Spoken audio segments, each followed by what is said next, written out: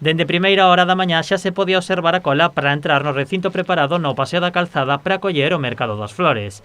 A feira tradicional de Cambados é un éxito e atrae o público de toda a comarca.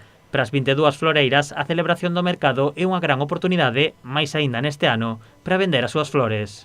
Porque para moitas familias é o sustento de parte do ano. Entonces, que se poida facer gracias ao Concello, a nos facilítanos pois un ingreso máis, que xa non contábamos con el. A ver, moita xente isto lle dá un montón de vida. Non che vai resolver o ano, pero bueno, é un puxonciño que sempre está ben. É importante porque a economía tamén, a ver, necesitamos todo o mundo, non?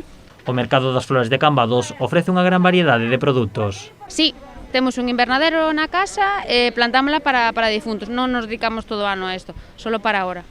Todo tipo tropical do país, todo tipo esponxas, como vedes, velas, de todo, non fai falta ir a ningún sitio. Aquí en Cambados temos de todo. Nós temos invernadernos, traballámoslo todo, nós traballamos a flor todo o ano, non só traballamos ahora aquí o mercado. Esa gran variedade é o que leva os clientes de toda a comarca a chegarse a Cambados. Porque hai donde escoller a moita cantidad de flor e podes escoller o que máis che guste. Porque un día é o día que hai. Antes había en outro sitio, ahora está aquí, pero bueno, este mercado está moi ben.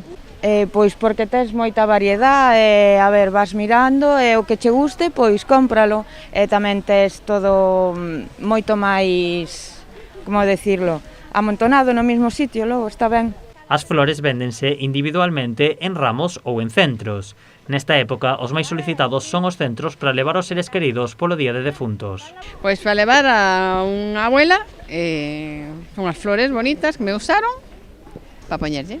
Pois pa a isla, pa meu pai. O mercado trasladouse este ano ao Paseo da Calzada para garantir todas as medidas sanitarias. Estará aberto todo domingo en horario de 9 da mañá a 8 da tarde. Hai unha persoa que está controlando a entrada, que fai o control da temperatura, hai dispensadores de xel e aparte as carpas están individualizadas. En Vila García tampouco quedaron este ano sen o seu Mercado das Flores.